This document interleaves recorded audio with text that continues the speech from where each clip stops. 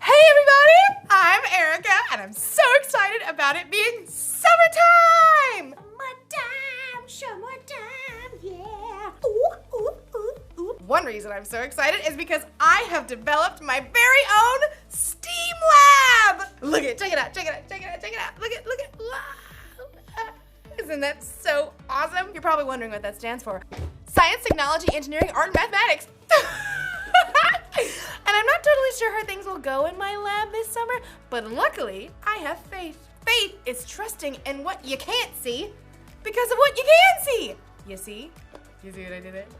I have faith that I'll learn a lot and probably have fun doing so. I mean, just look at this place! Check it out. Whoa! Oh, wait. Perfect. Check out this microscope! Microscope.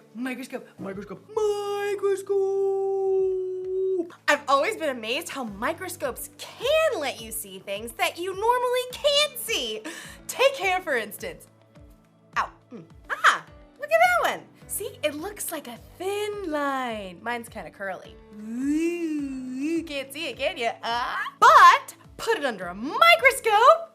Whoa. Cool, right? What about the inside of a piece of grass? Put it under a microscope. Whoa! Look at that! The inside looks like a whole bunch of smiley face emojis. I mean, you never see that just by looking at grass. Today's Bible story is all about not being able to see everything, but remembering that God always does. It's like he's always looking through a microscope or something. So, let's take a look at this story and see what we can find. Unbelievable! Wait, is that really what my hair looks like? Yeah.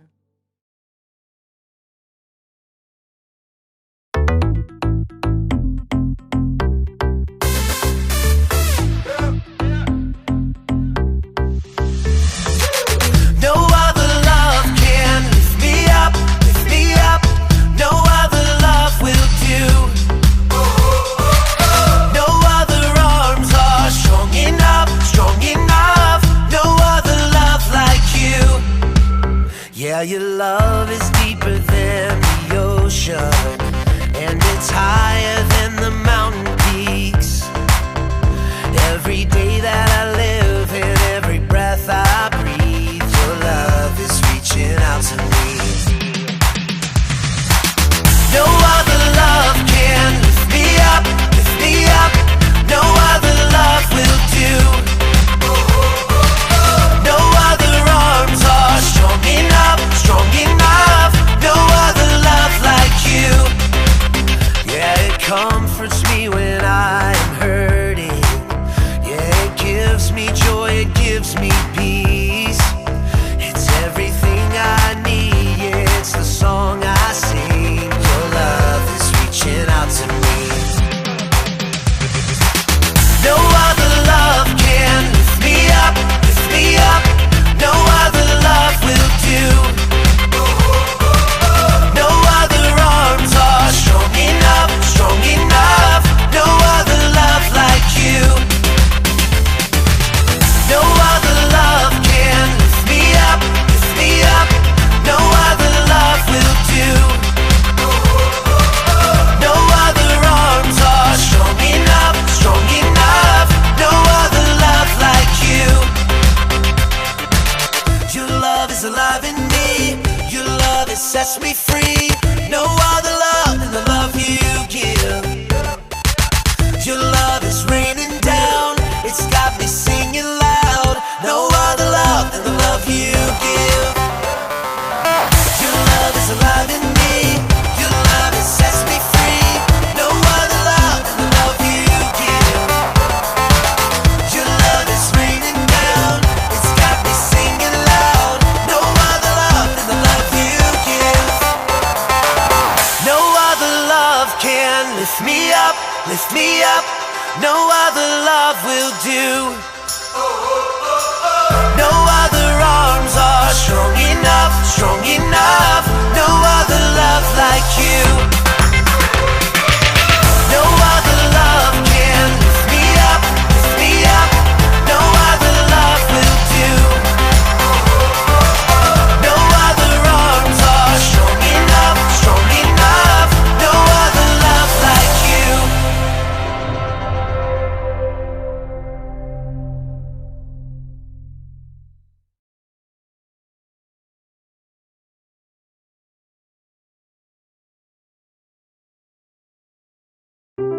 The Bible. It's 66 books of history, stories, letters, and poetry that fit together to form God's one big story.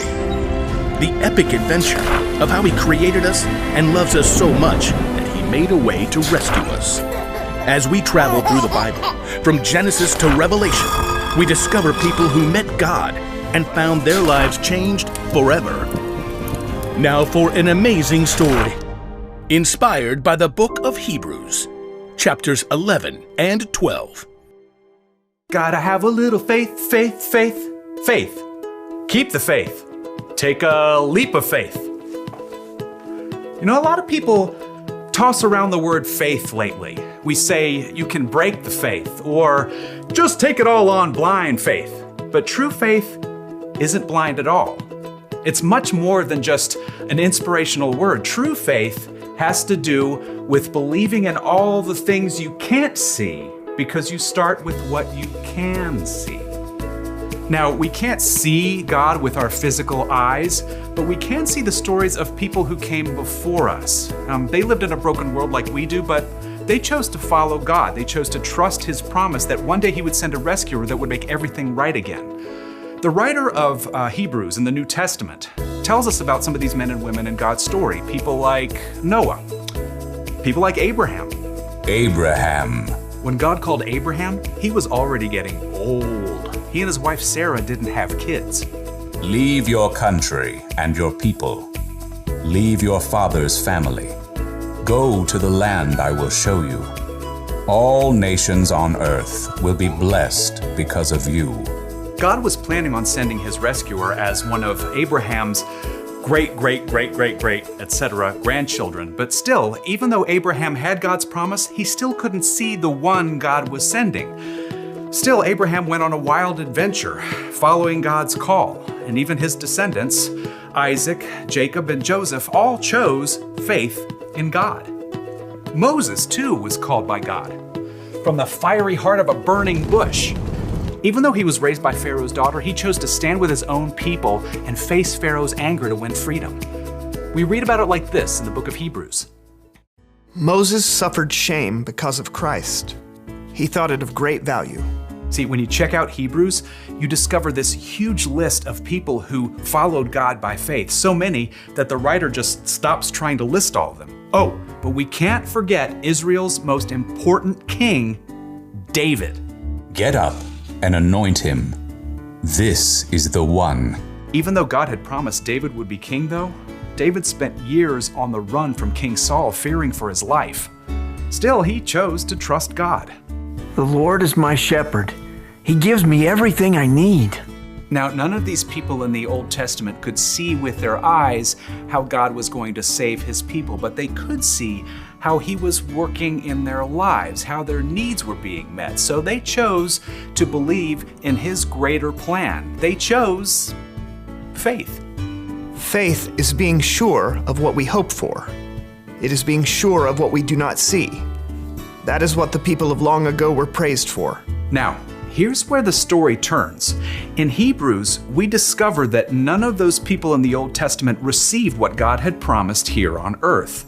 That's because God had planned something better for us, so they would only be made perfect together with us. God's plan includes all of us from the very beginning of creation. So at just the right moment, at the perfect point in time, God sent His rescuer, the hero, His very own Son, Jesus. Jesus showed us how to live. He showed us what God was like, and He told us the most important thing. If you love one another, everyone will know you are my disciples. Love God, love others. It's the heart of the whole story. But then, Jesus was killed, and His friends thought the story was finished. Period. Dot. The end. Until God raised Him back to life. Jesus has defeated death, and those who follow Him can live with Him forever. But how do you follow someone you can't see? Well, that brings us back to faith. Let us keep looking to Jesus. He is the one who started this journey of faith, and He is the one who completes this journey of faith. He paid no attention to the shame of the cross. He suffered there because of the joy he was looking forward to. So think about him. Then you won't lose hope. The early believers, Peter and John and other followers of Jesus, had seen him teach and heal. They saw him after God raised him to life. But after Jesus returned to heaven, the believers continued to live by faith. We have to speak about the things we've seen and heard.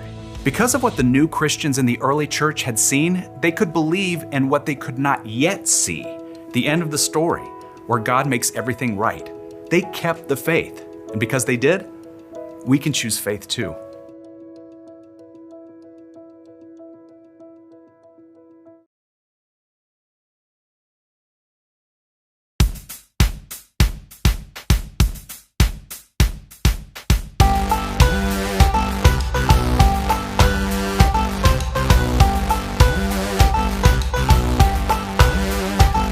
Today, woke up with a song.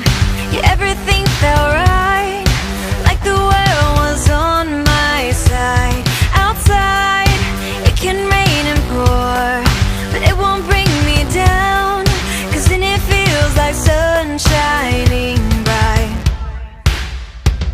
'Cause I feel I'm on top of the world now. I'm looking up, not down, 'cause it's my time to shine. So if you wanna take my hand now to see the view that I found, 'cause it's your time to shine. So okay, what you gonna do? You're gonna jump right in, show the world what you are made of, 'cause you got everything you need.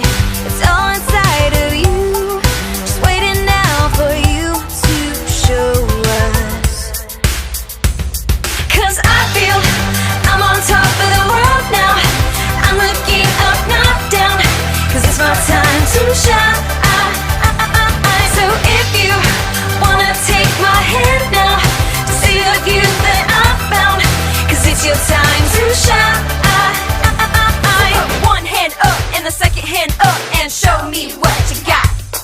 'Cause you and me, we are the ORG, original what we are. No time to delay, listen what I say, we do not pretend. Come on, light it up, come on, light it up, dance. Come on, light it up, come on, light it up, dance.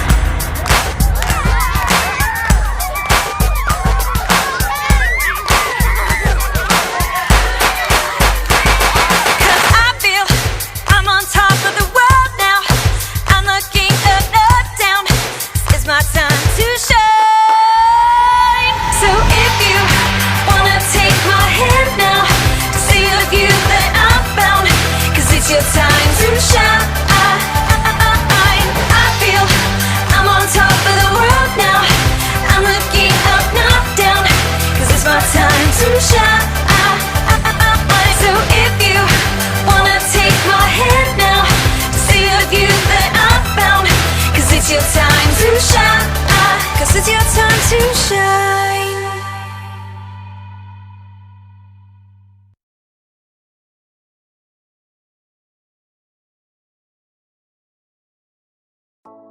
Woo! Take a look at this one. Any guesses on what that is? It's the inside of a carnation stem.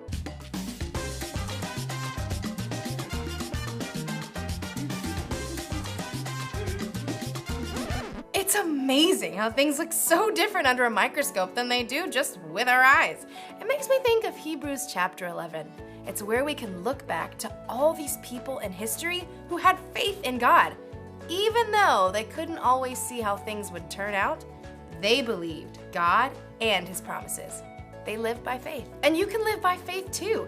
In fact, having faith in Jesus and what He did for you on the cross is what makes it possible for you to have a relationship with God. Relationship status update. Even though we can't see Jesus in person, we can still have faith in Him because we can see how He's worked in the lives of the people who've come before us. That's the one thing to remember today. You can know Jesus even though you've never seen Him. If you want to know Jesus more and you don't know where to start, try talking with someone who has put their faith in Jesus. Or you can read the stories in the Bible of the people who trusted God long ago. There are lots of things we can see that can help us have faith. So, I hope you guys have an awesome day! I'm gonna look at a few more things under my microscope.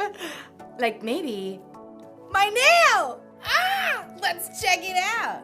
Oh, I need to wash my hands better. This microscope tells you a lot.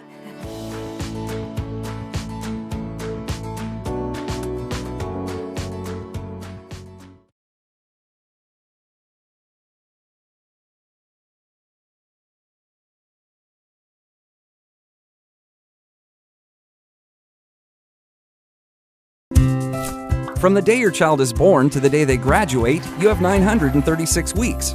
936 weeks of soccer practice and homework, and teaching them to use deodorant. 936 weeks to instill values, to build character, and to prepare them to face the world. You want to be a great parent, and we're here to help with each moment of parenting gold.